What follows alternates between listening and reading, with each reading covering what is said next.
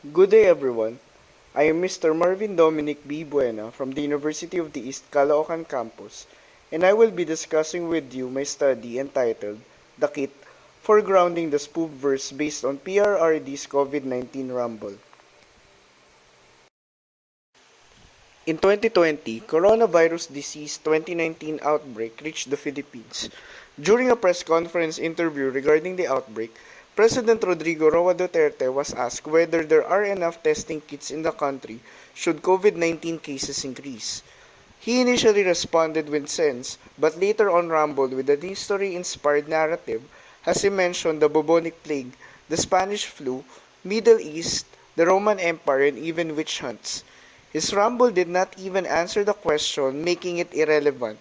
His response prompted Villalon in writing the spoof verse that encompasses PRRD's nonsensical response.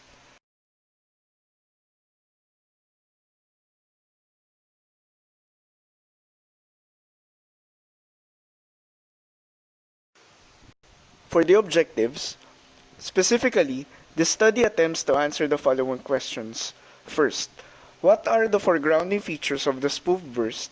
And second, how is the spoof verse interpreted using these features? You might be asking, why foregrounding? Foregrounding in literature is a literary technique to make something appear prominent. Basically, this study attempts to decipher the spoof verse of Villalon based on PRRD's COVID-19 ramble. For the methodology, the study provides an integrative bottom-up stylistic analysis of the spoof verse using the following principles. First, Recover 2017 claims that any literary text, hence the spoof verse, is based upon proximity. He states that a written text, once distant from the writer, opens up for multiple interpretations. Second, Foregrounding sees that a text's artistic and aesthetic uniqueness lies not in the exact reproduction of a certain piece, but in its deviation from regulations or norms. This is according to Van Peert, 2007. The stylistic analysis of Villalon's spoof verse revealed three features. First, the kit associates the movements of the speaker's thoughts in the spoof verse. He describes the usability of the kit but acknowledges that there might not be enough. Second, he opens a new discussion by utilizing historical allusions. These historical allusions further advance the importance of the kit, as these historical allusions does not only point out the unfortunate pandemics from history, killing numerous people, but more likely ill-fated predicaments of the people from the past.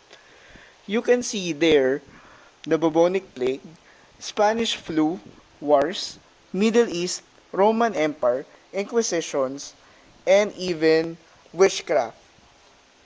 By citing these allusions, it may be interpreted that the speaker accepts the fate of these instances as it happened before and casualties become but normal.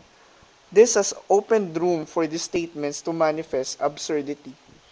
And ultimately, code switching in between lines shows how the speaker strategically uses vernacular language to show a tone.